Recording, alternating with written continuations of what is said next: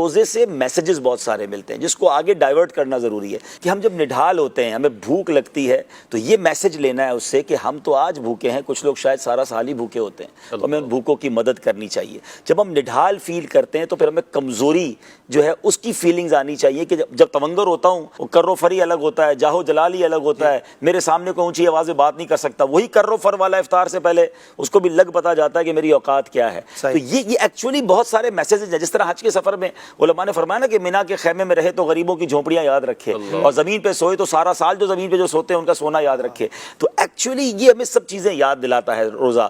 تو اللہ کرے کہ ہم رمضان کی ان تمام ساعتوں سے وہ سب چیزیں لیں جو بعد میں رمضان کے بعد بھی ریفلیکٹ کریں ہماری پرسنالٹی میں۔ آج افطار کے وقت جب آپ کی نکاحت والی کیفیت ہو تو سوچیں کہ جو لوگ بیچارے کمزور ہیں وہ کمزوری میں کچھ نہیں کر سکتے، ہمیں ان کمزوروں کو دبانا نہیں چاہیے، ان کا ہاتھ پکڑنا چاہیے، ان کا سہارا بننا چاہیے۔ گلاس ہاتھ میں ہوتا ہے اور اذان ہو جائے یا سحری کا وقت ختم ہو جائے، کنفرم ہو جائے تو لوگ گلاس رکھ دیتے ہیں۔ کتنا خوبصورت لگتا ہے کہ اللہ کی کیا بندگی کا منظر ہے کہ ہاتھ میں گلاس ہے مگر اب وقت پورا ہو گیا۔ بندہ یہ اس کو اگر عشق والی بات کرے نا، کبھی کبھی کہتے ہیں نا کچھ باتیں الفاظ میں بیان نہیں ہو سکتی ہیں، لیکن اگر فیلنگ کے ساتھ بندہ محسوس کرے نا تو اس میں جو بندگی کا مزہ ہے نا کہ جب تک وقت تھا، جب تک رب کی رضا تھی میں کھا رہا ہوں، اور اب میرے سامنے کھانا پڑا اور میں نے ہاتھ، یہ غلامی کا ایک انداز، کیسا غلامی کا انداز ہے۔ یہ مالک نے جب تک کہا تھا کھایا، جب روک دیا۔ ہاں، اس کو محسوس کرے تو اس کا مزہ ہی اور ہے۔ وہ حج میں جو کہتے ہیں نا کہ جب عرفات پہنچنا ہے تو اس وقت پہنچنا ہے، ہماری نہیں چلنی، جب نکلنا ہے تو پھر نکلنا ہے۔ بندگی کا ایک ایسا عنصر ہے جس کا لطف لے بندہ رمضان میں،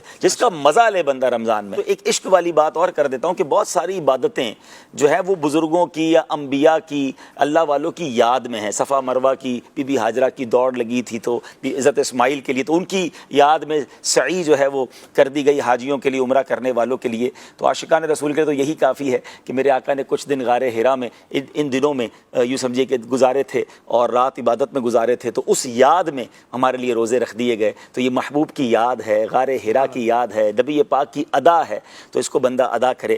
اور پھر ایک جو خوبصورت حدیث پاک جس کا مضمون یہ ہے کہ اللہ فرماتا ہے کہ روزہ دار کے لیے جو جزا ہے، جو اس کا ثواب ہے، اس کی جزا میں خود دوں گا۔ اب اس کے دو معنی علماء نے بیان کیا، اجزا بھی یا اجزا بھی، میں کہ میں اس کی جزا خود ہوں۔ اللہ فرما رہا ہے کہ روزہ رکھنے والے کی جزا میں خود ہوں۔ تو اب آپ سوچیں کہ جب رب جزا ہے یا رب جزا دے رہا ہے تو پھر اس جزا کا عالم کیا ہوگا۔ تو کبھی کانسیپٹ یا ہماری ڈکشنری میں یہ ہونا ہی نہیں چاہیے کہ روزہ قضا ہو، مطلب تصور میں ہی نہیں ہونا چاہیے نا۔